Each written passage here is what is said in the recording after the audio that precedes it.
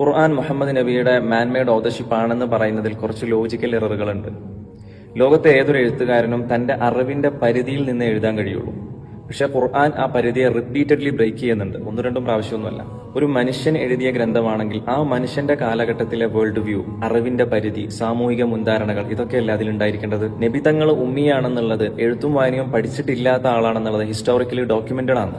അങ്ങനെയുള്ള ഒരാൾക്ക് human psychology, moral philosophy, social behaviour, natural laws, cosmology, biology, embryology ഇതെല്ലാം ഒരേ നരേറ്റീവിൽ റിവീലേഷൻ ആയിട്ട് കൺവേ ചെയ്യാൻ കഴിയും. മക്കാ ഖുറൈശികൾ റസൂലുള്ളാഹിക്ക് സമ്പത്തും അധികാരവും പ്രശസ്തിയും ഒക്കെ ഓഫർ ചെയ്യുന്നുണ്ട്.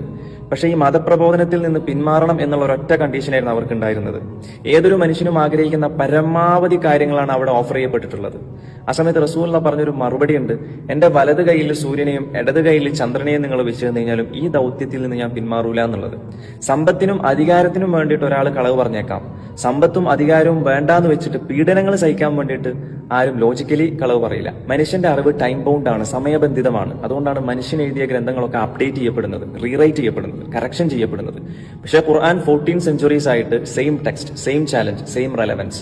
മാൻമെയ്ഡ് ആയിരുന്നെങ്കിൽ അതിലുള്ള കോൺസെപ്റ്റുകളൊക്കെയും എക്സ്പയർ ആകുമായിരുന്നു. ഒരു മനുഷ്യൻ തന്റെ പുസ്തകത്തെ ചോദ്യം ചെയ്യാൻ ആളുകളെ ക്ഷണിക്കുന്നത് സ്റ്റേറ്റിസ്റ്റിക്കലി ആൻഡ് സൈക്കോളജിക്കലി ഇമ്പോസിബിൾ ആണ്. കാരണം തന്റെ കൃതിയിലെ പിഴവുകൾ ആരെങ്കിലും കണ്ടെത്തുമോ എന്നൊരു ഭയം ഏതൊരു എഴുത്തുകാരനുണ്ടായിരിക്കും. പക്ഷേ ഖുർആൻ പിഴവുകളെ കണ്ടെത്താൻ വേണ്ടിയിട്ട് ആളുകളെ ചലഞ്ച് ചെയ്യാണ്. ആയിഷ ബീവിയെ കുറിച്ചിട്ട് വ്യഭിചാരോപണം നടന്ന സമയത്ത് അത് തിരുത്താൻ വഹീന് വേണ്ടിയിട്ട് മാസങ്ങളോളം നബി തങ്ങൾക്ക് കാത്തു നിൽക്കേണ്ടി വന്നു.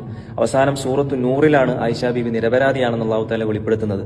സ്വന്തം ആയത്തുകൾ എഴുതിയുണ്ടാക്കുന്നതായിരുന്നെങ്കിൽ ആ സമയത്ത് ഒരായത്ത് എഴുതിയുണ്ടാക്കിയിട്ട് ഈ വിഷയം അവസാനിപ്പിക്കായിരുന്നു.